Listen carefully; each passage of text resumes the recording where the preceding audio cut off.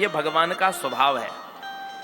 इसीलिए संसार में भगवान के प्रसाद की बड़ी महिमा गाई गई है कि भगवान को यदि कुछ या तो चढ़ाओ मत, और यदि नैवेद्य चढ़ाओ तो उसका प्रसाद का बहुत आदर करो। जितना भगवान का आदर करते हैं उतना ही भगवान के नैवेद्य का आदर करने की बात कही गई है।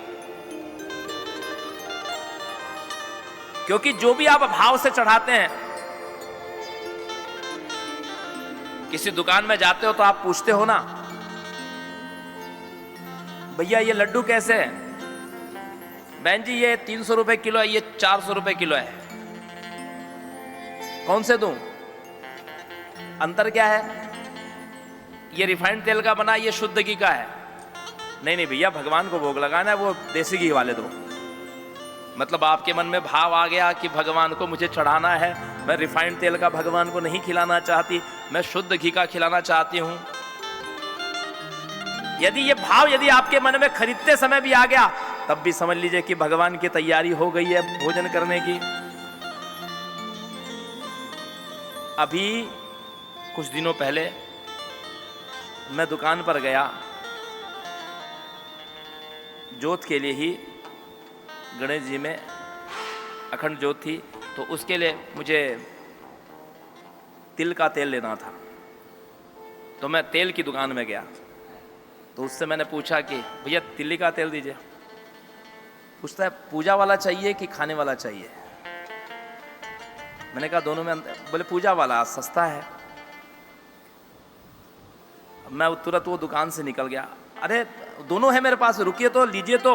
अब मैं क्या करूं भाई? जिसने मनुष्य में और भगवान में, अब भगवान तुम्हारे लिए इतने हल्के हैं कि भगवान के लिए सस्ता वाला, और हम भगवान से इतने महान हैं कि खाने के लिए हमारा अच्छा वाला।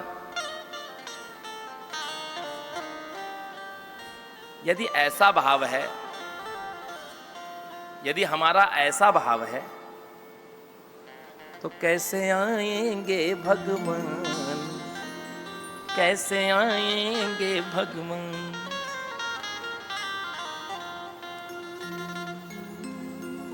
अरे हमने आंगन नहीं बुखारा,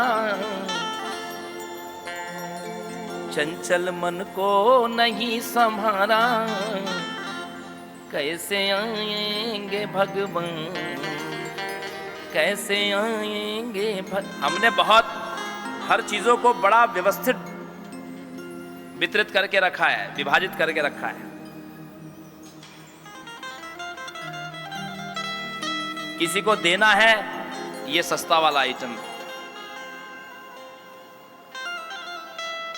आपके यहां शादी विवाह होता है ना, एक सेठानी गई, भैया मेरे यहां शादी है, मेरे नौकरों को देने, मेरी काम वाली बाई है उसको देने के लिए कोई सस्ती सी साड़ी दिखाओ।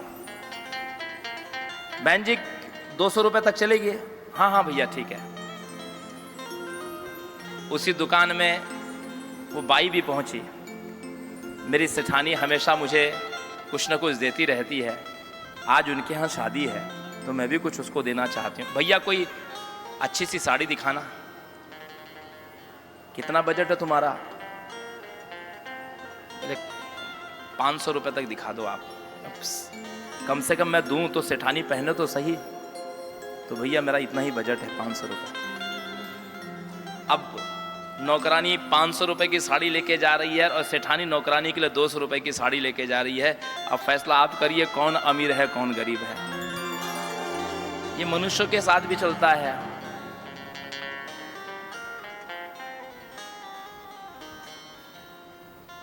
और भगवान के साथ तो ऐसा कपट चलता ही रहता है।